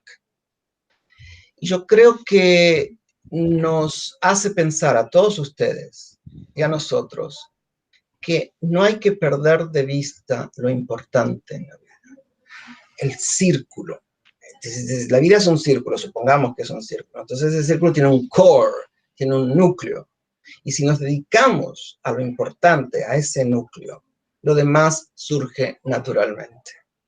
Entonces, a mí me hizo apreciar mucho más la vida. Yo tuve 2 pandemias. Tuve la pandemia que conté antes, de esa enfermedad terrible, y luego esta pandemia que vivimos todos. Claro. Entonces, el valor por la vida aumentó. Eso es importantísimo. Otra cosa buena de esta pandemia en relación a la educación es que revolucionó la educación. De repente, algo que estaba surgiendo incipientemente se aceleró. Zoom. Zoom, justamente. No quise decir, quise hacer el ruido del acelerador, pero bueno, aceleró esto que es la virtualidad. Y de repente gente dijo, yo también puedo estudiar desde casa. Yo también puedo comunicarme con personas e intercambiar opiniones o tener mi propio canal de televisión, como hay tantos ahora. Entonces, yo creo que eso es positivo. Y la educación adoptó esto. Ahora bien, ¿es bueno o no es bueno? Sí y no. Yo creo que la virtualidad es mala en los primeros años de la educación, lo digo como educador. Una de las especialidades mías en esta universidad es educación, y en la edad temprana del niño la sociabilización cara a cara presencial es sumamente importante. El aula es importante, donde aprende el respeto, el que entra el adulto, me puedo sentar, no me siento, abrazo a mi compañero, lo ayudo, le comparto un alfajor, lo que sea. Entonces, la sociabilidad que se aprende en el aula no puede ser reemplazada a través de la virtualidad. Entonces, en la edad temprana, sumamente importante, no virtualidad. Luego, en las edades avanzadas de la educación secundaria y universitaria, sin duda, en muchas áreas es muy buena la virtualidad porque obliga al docente a ponerse las pilas. Doy un ejemplo. Yo aquí soy un tipo inspector ahora o sea, hay gente que son especialistas en diferentes áreas, medicina, economía y demás, y no pueden estar al frente de un aula. La universidad no les permite. Ok, vos que hiciste una investigación extraordinaria en economía, toma el curso de economía 3, No, tienen que pasar por una escuela de educación. Y ahí vengo yo. Entonces tienen que hacer lo que se llama PGCE, que es un entrenamiento para dar clases.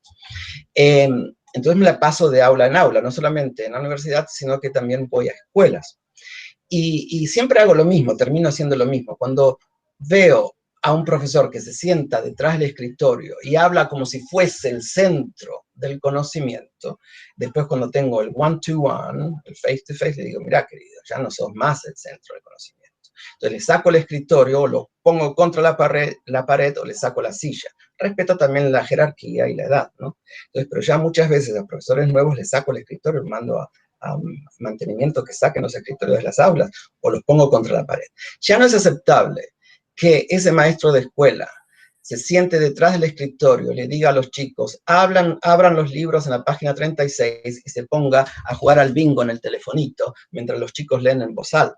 Eso no es aceptable. ¿Por qué? Porque los chicos ya saben, por esta pandemia, por la experiencia que tuvieron, que ellos pueden googlear y buscar a un profesor, como lo estoy haciendo, estoy estudiando matemáticas ahora. Es una tarea pendiente.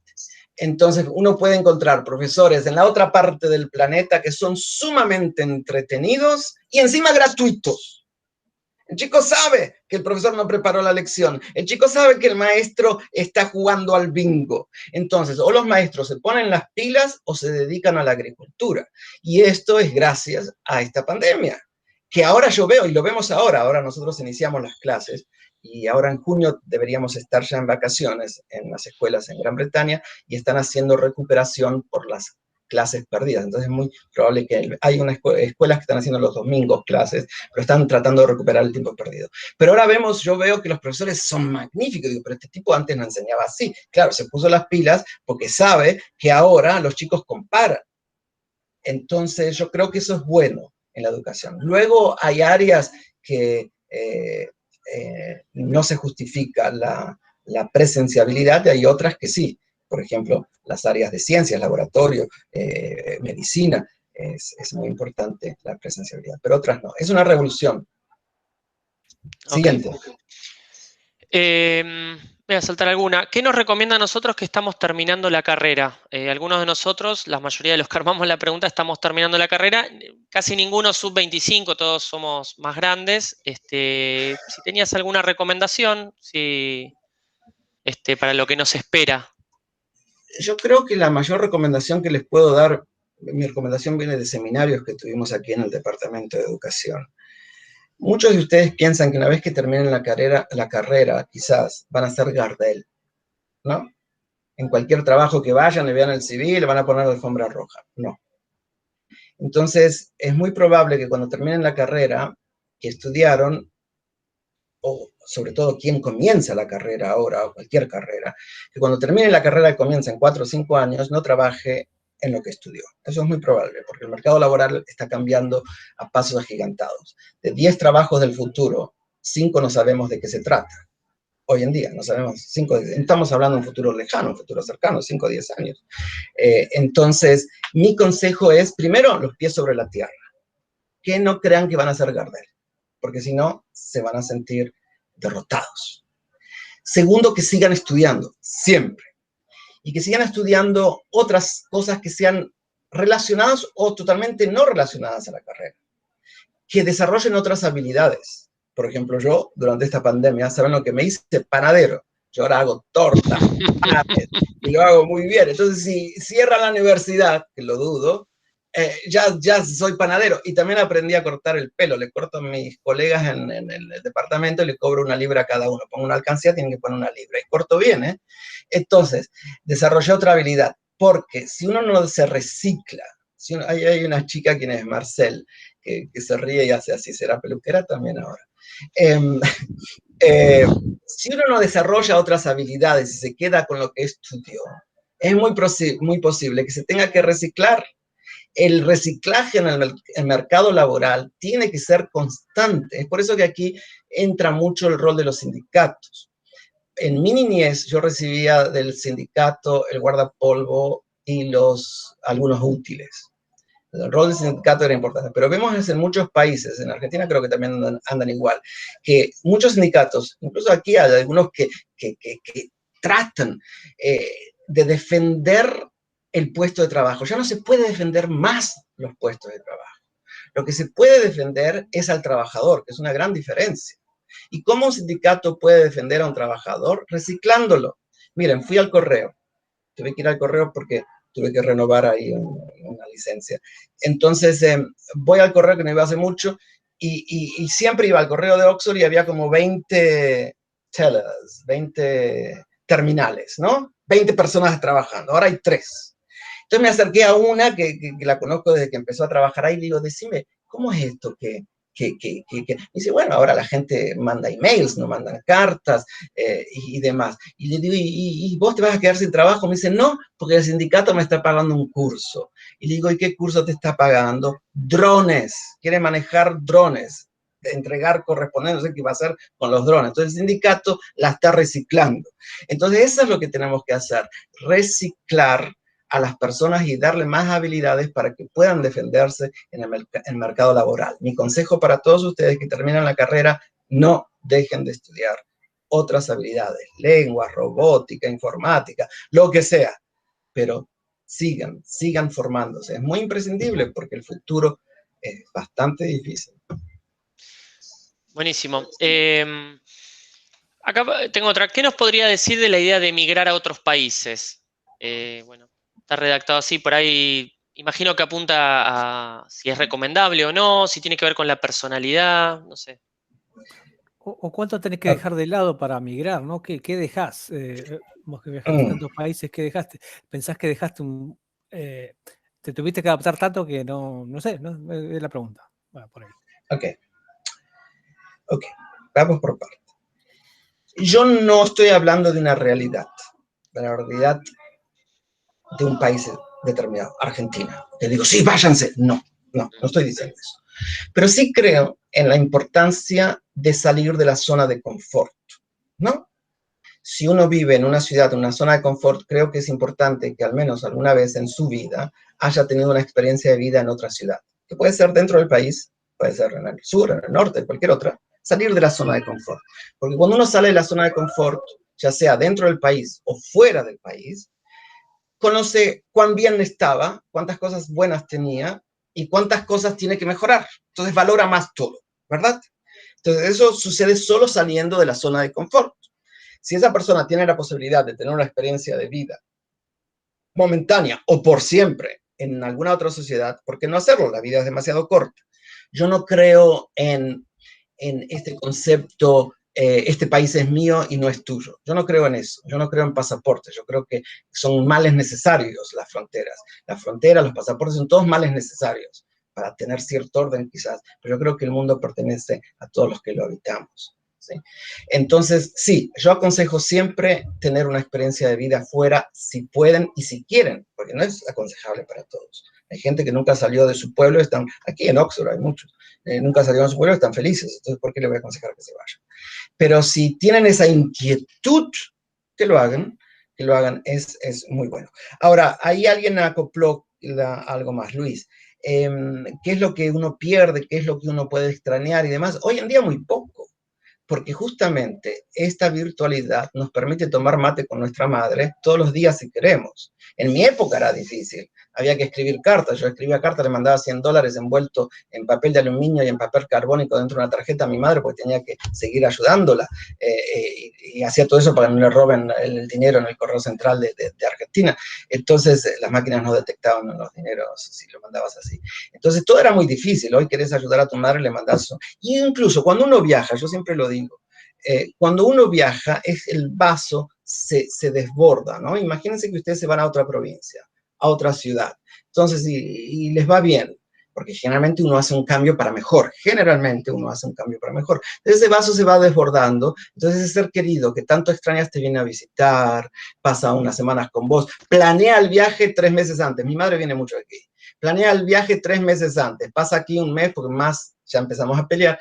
Y después habla del viaje otros 3 meses. Entonces le dura 6 meses la visita que me hizo. Ese vaso se desbordó, solo porque yo me fui. Entonces, uno mantiene y crea una dinámica entre los amigos, entre la familia, y yo creo que es muy favorable y muy sano. Y sobre todo, en el mundo en el que vivimos y en el que sus hijos y nuestros hijos van a vivir, yo creo que el viajar es muy importante. Antes se viajaba en barco, ahora Tomás, aquí uno tiene que trabajar, gracias a Dios, una semana y uno ya se puede comprar un pasaje a las Américas. Entonces no es difícil viajar, es fácil y estar conectado. Entonces yo no creo que uno pierda mucho, sino que gana. Es como conquistar, viajar es conquistar, es el único gasto que enriquece. Buenísimo. Bueno, acá, ¿cómo surge la decisión de estudiar las carreras que elegiste?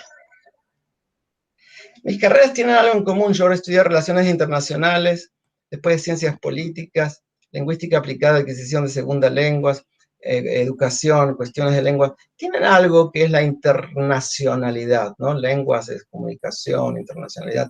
Siempre me gustó las palabras. Yo creo que somos lo que hablamos. Cada uno de ustedes es lo que habla, ¿no? Si ustedes usan palabras negativas, son personas negativas. Si usan palabras positivas, somos personas positivas. Entonces siempre yo tuve esta curiosidad por las palabras, por las culturas. Ya dijimos antes, dije que lengua también es cultura, entonces eso fue Relaciones Internacionales. Entonces una cosa fue surgiendo. Es difícil, yo sé que para muchos chicos es difícil elegir carreras. Yo elegí lo que me gustaba y no lo que pensé que me daría dinero. Y ese es mi consejo, ¿no? Que cada uno estudie lo que le gusta y sin pensar en el dinero. Eso es. ¿Cuál es la principal motivación que tenés de seguir viviendo en el exterior y si pensaste en volver? No sé quién hizo esa pregunta. A ver, yo vivo acá en Inglaterra, pero cada vez que me acuesto en Argentina y me levanto en Argentina. Yo sé todo lo que pasa en Argentina y viajo muy seguido a Argentina. Amo Argentina.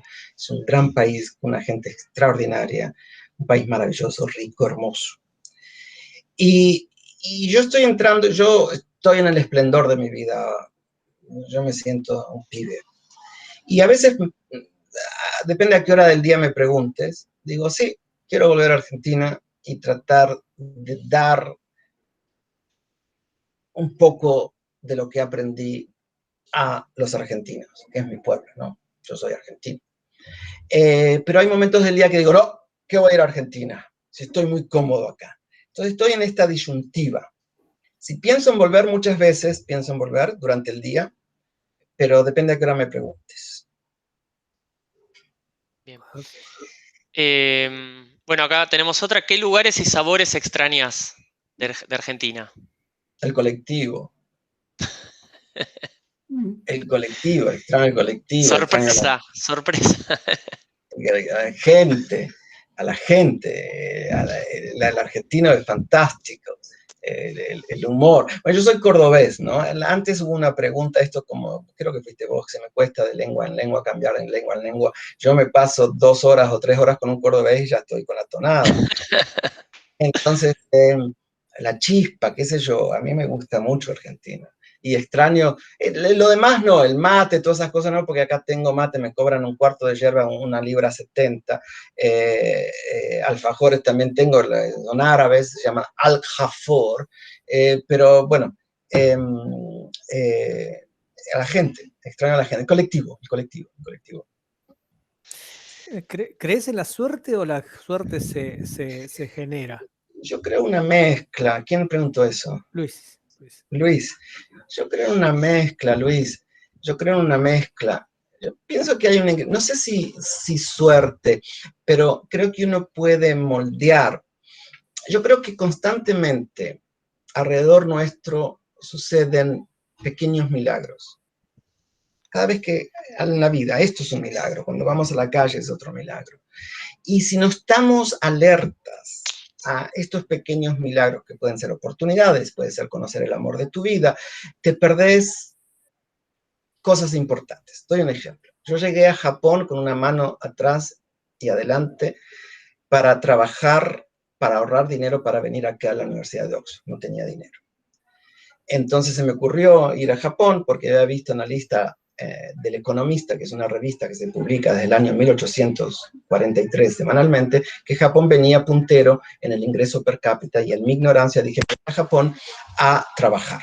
Entonces usé mis ahorros y llegué a Japón con $50, $60 en mi bolsillo, y el tren desde Narita, del aeropuerto al centro de Tokio, me costó $50. Entonces estaba ahí a las 7 de la tarde con mi mochila, digo, Dios santo, ¿dónde voy a dormir esta noche? Necesito trabajar, ya tengo hambre. Y veo un grupo de japoneses hablando español. Me les voy al humo y le digo, ¿cómo es esto que hablan español? Me dicen, no somos japoneses, somos peruanos. O sea que sus abuelos eran japoneses. Le digo, chicos, necesito un lugar donde quedarme, donde dormir, donde trabajar. Me llevaron a trabajar con ellos de albañil y a vivir en su casa. Eso fue una bendición para mí. Ahora yo me pregunto, si yo hubiese estado con los auriculares en la calle, como anda mucha gente hoy en día, van con los auriculares o con el telefonito, si yo estaba en esa estación, hubiese conocido a ese grupo de japoneses que fueron tan importantes, o peruanos que fueron tan importantes en el cambio de mi vida, Marcel dice que no. Entonces, no lo hubiese conocido. Entonces, constantemente en nuestra vida, yo les puedo dar muchísimos, pero muchísimos ejemplos. La otra vez andaba por la calle, había una mujer que andaba perdida, yo la noté, no es que vino a hablarme, le noté, esta mujer está buscando algo, me acerqué, le digo, señora, digo, do you need help here? Dice, yeah, I need to know where is the Oxford Union. ¿Y quién era? Yoko Ono, la esposa de Lennon. Y le digo, pero yo la acompaño y terminé tomando un cafecito con ella. Entonces, si uno anda, pero esto, todo amor de mi vida, ayudar a alguien, ver a una persona necesitada, salvar a alguien de un accidente. Entonces, yo creo que hay constantemente situaciones que uno tiene que estar alerta. Uno lo puede llamar eso suerte, no lo sé, pero yo creo que uno tiene gran parte en el moldear el destino de uno.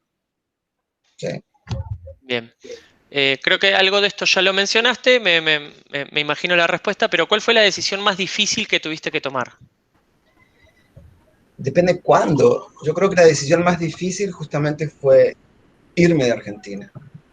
Ah, mira. Fue difícil. Cuando yo primero me fui por 3 años, después volví a Argentina sabiendo que me quería ir, y eso fue difícil, porque sabía que iba a ser por muchos años. Eso fue difícil. Decisión difícil que tuve que tomar, si hacer quimioterapia, radioterapia, hormonoterapia. Claro. Entonces siempre hubo decisiones muy, muy importantes que tomar. Siempre. No puedo identificar una, pero una de las más importantes quizás que fue otra, volver a la escuela secundaria. Yo había abandonado la escuela. Había abandonado la escuela secundaria y dije, ok, ¿qué hago? Ir al secundario nocturno, yo creo que fue una bendición, fue lo más importante quizás en esa etapa de mi vida, sin duda, sin duda. Excelente, Esteban. Bueno, por mi parte barrimos la mayoría de las preguntas. No sé si alguien... Sí. ¿Repasamos todas? ¿Te puedo hacer una pregunta? Sí. Adelante, Matías, dale. Roberto. Roberto. Vía Matías. Ok, Roberto. Bueno, yo soy un tipo de 54 años. Que a esta altura de mi vida, yo te escuché hablar con tanto afecto de tu vieja y con tanto cariño, que me llega bastante, porque me pasó lo mismo con mi vieja y con mi abuela, ¿no? No viví lo mismo que vos, sí éramos pobres, pero no éramos ni por asomo lo que pasaste vos.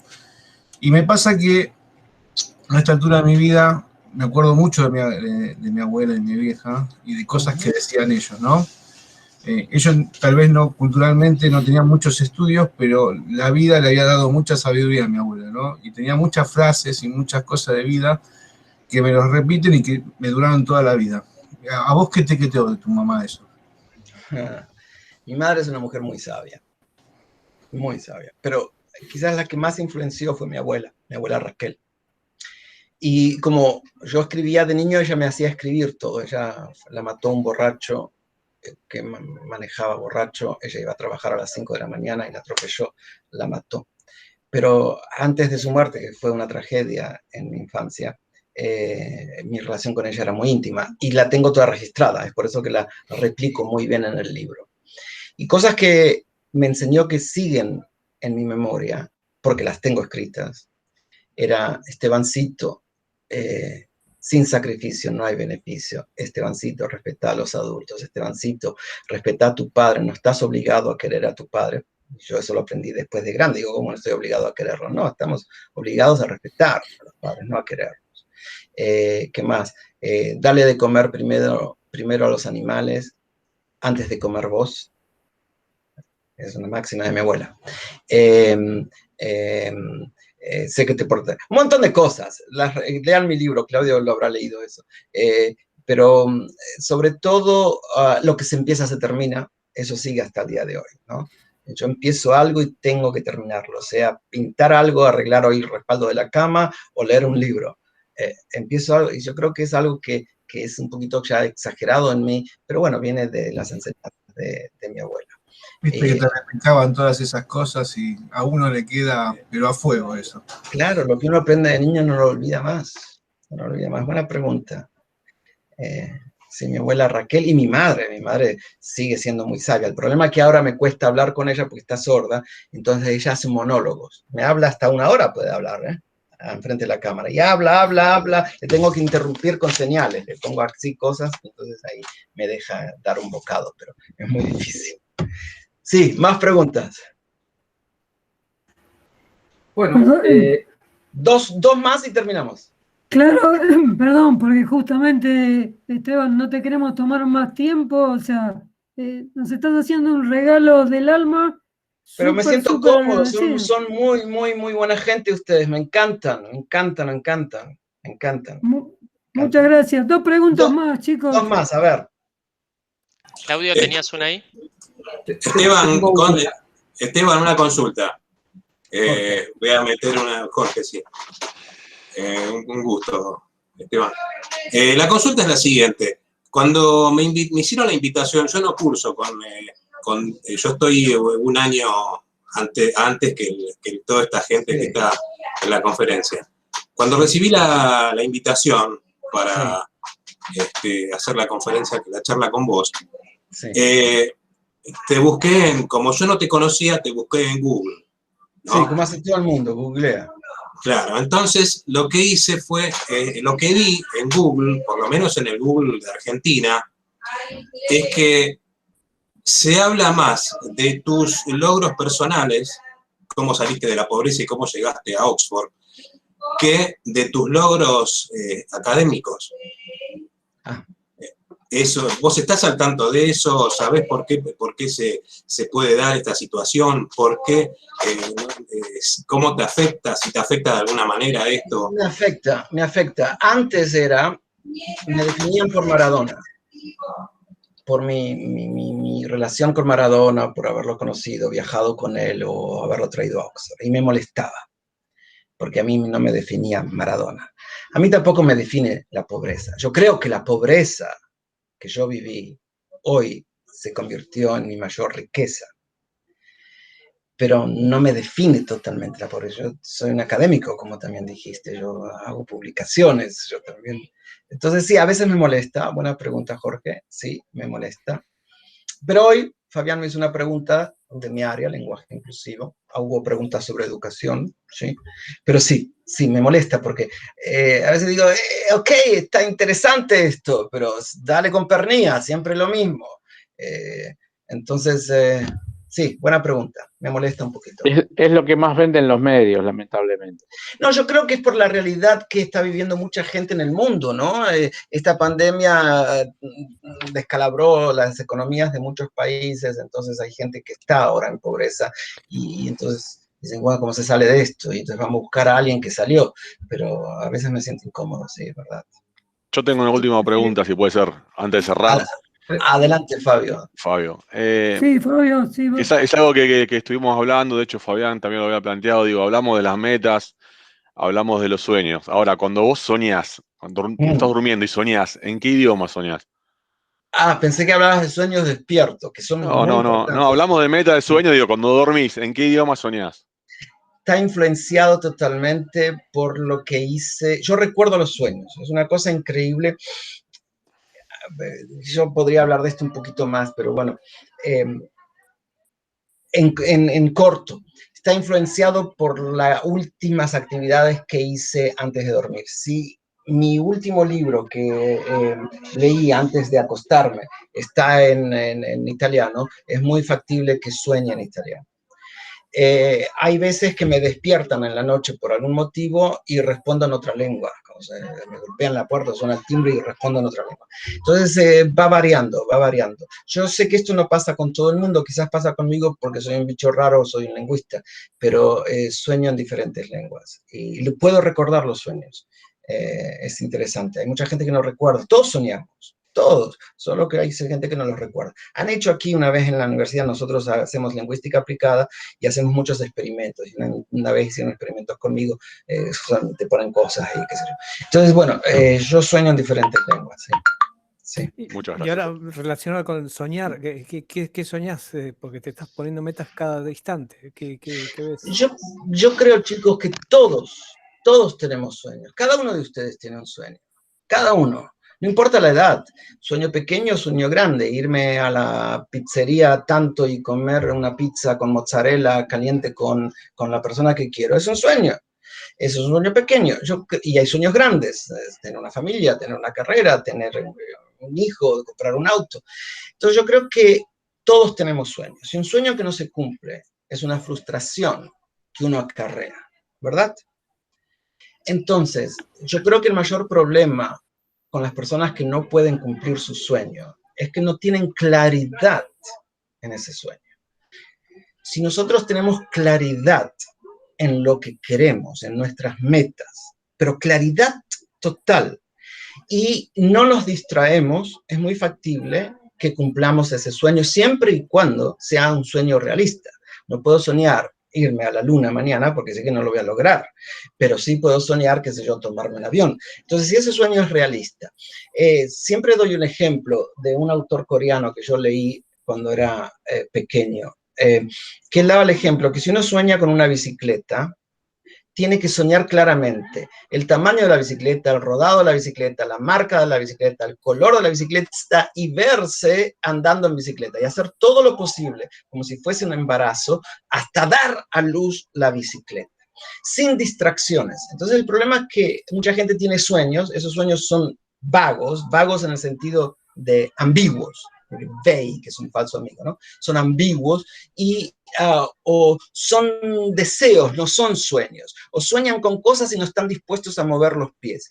Pero si ese sueño va acompañado de claridad, perseverancia, claridad sobre todo, perseverancia, sin distracciones, generalmente son sueños cumplibles. Yo les aconsejo a todo el mundo soñar. Bien, terminamos aquí. Concluyo diciéndoles, gracias Gabriel, gracias Fabián. Fabián fue muy insistente para tenerme y me sentí muy cómodo con todos ustedes. muy cómodo. Chicos, no dejen pasar un día sin disfrutar de la vida, que la vida es demasiado corta, sin hacer algo por alguien, sin ayudar a alguien, sin estudiar algo, sin aprender algo nuevo. Y hay algo que me ayuda mucho, ¿no?, en la toma de decisiones, es la revisión. Cada día dediquen tiempo para abstraerse. Yo no sé si creen en Dios, no creen en Dios, si creen en la meditación o creen en las piedras del Uritorco, no lo sé. Pero es importante que aparte de las actividades que hacemos nosotros a diario, tengamos un tiempo, aunque sea unos minutos para nosotros mismos, para revisar nuestra vida. Yo todos los días reviso mi vida, qué hice hoy, qué podría haber hecho mejor, qué voy a hacer mañana, y esa revisión en todas las áreas nos ayuda a ese balance, nos ayuda a mejorar y llegar a la meta. Muchísimas gracias. Un abrazo desde Inglaterra. Muchas gracias, Esteban. Muchas gracias por tu tiempo. Muchas gracias. Muchas gracias. No, gracias. Gracias por todo. Un gusto, Gracias. Bueno, gracias Fabián por coordinar esta charla muy espectacular. Muy bien, Fabián. Gracias, Fabián, también. Muchas gracias a ustedes por haber participado así, o sea, estar tan comprometidos justamente con la charla, con el haber tomado la decisión de aceptar que alguien justamente desconocido en principio haya querido participar en este encuentro y nos haya dado, o sea, esta charla, digamos, con todos los detalles, tanto de su vida particular como profesional. Así que súper agradecido, lo mismo a Gabriel por darnos este espacio. Así que, la verdad, súper contento y bueno, el principio de muchos encuentros más así, gente.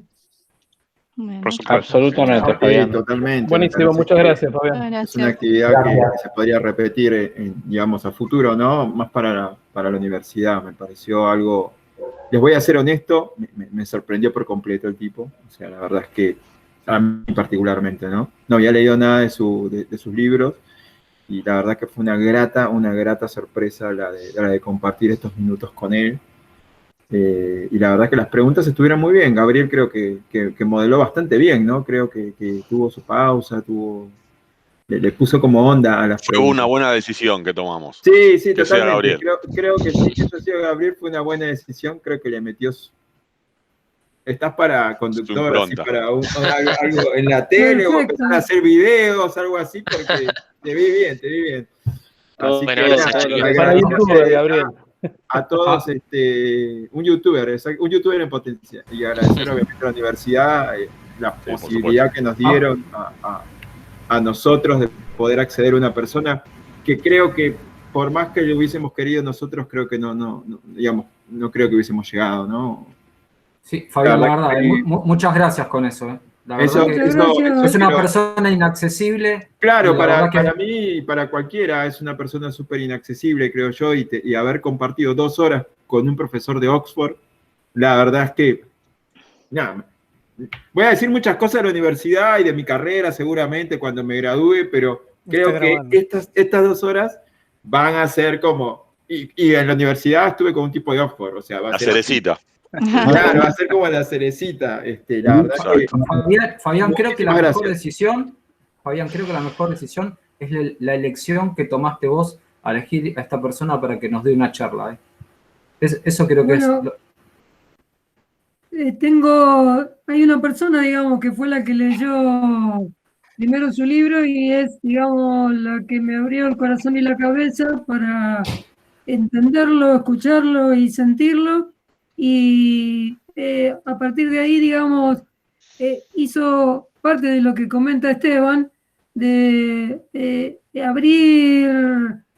golpear todas las puertas posibles, que Gabriel, por supuesto, la abrió enseguida, para convocarlo y traerlo a este espacio. Logro hecho, por eso también le agradezco a esta persona, o sea, que me mostró algo distinto dentro de esta realidad a veces tan difícil que estoy viviendo, como que existan personas como Esteban. Y que también les agradezco a ustedes porque justamente, o sea, lo sintieron, lo perciben y se llevan, digamos, esto que nos aportó él en esta charla. Súper agradecido a todos. Creo que, no sé si se dieron cuenta, ¿no? Pero hubo 2 o 3 palabras clave. No sé, yo las que me llevo al menos son la primera, la perseverancia, ¿no? Esa me la llevo. No sé, alguno más que quiera agregar así algún factor común quiera agregar. Sí, a mí que a los argentinos siempre los ayudan los peruanos, eso se lo quiero decir, se dieron cuenta, ¿no? Se dieron cuenta de ese detalle. No era un boliviano, no era un chileno, no era un uruguayo, un brasileño, era un peruano el que le dio una. Disfrazado de japonés. Yo creo que nos podríamos haber quedado hablando hasta las 10, 12 de la noche y hubiésemos seguido charlando, porque creo que más allá de que lo pudimos conocer durante 1 hora y media y la charla fue muy amena y muy llena de contenido, tienen que leer el libro de él, porque la verdad es algo que es como el Machu Picchu, hablando de peruano. Si no estás ahí, por más que te lo cuente, es otra cosa. Si no lo lees ese libro, no vas a entender cómo una persona que salió de la nada, que juntaba cobre, que tapaba todo, que utilizaba el diario para el 50% de sus cosas, ahora está donde está. Yo creo que los valores que transmite es educación, trabajo, generar los cambios. Él habla mucho, hay muchas preguntas que le hicieron que habla de generar los cambios, de si creen los milagros o si busca los presagios o detecta o identifica los presagios. Él habla mucho de eso. Así que nada, para mí estuvo espectacular, Fabián. De verdad te agradezco de corazón. Muchas gracias por darnos esta oportunidad. A ustedes, gente. De nuevo, gracias. Y bueno, los libero ya por hoy, no los quiero retener más. Y muchas gracias, Gabriel, por este espacio. Una sola cosa, Fabián, porque no sé quién la está grabando. Si Gabriel la está grabando. Gabriel. Después va a estar disponible. Sí, lo estoy grabando. Perfecto. Sí, después lo voy a subir. Buenísimo. Lo subo y les mando el link. Gracias, Gabriel, genial. Perfecto, muchas gracias, Gabriel. Buenas noches, buen fin de a todos. Gracias por la invitación. A todos, Buenas noches, gracias. Buenas noches. Muchas gracias.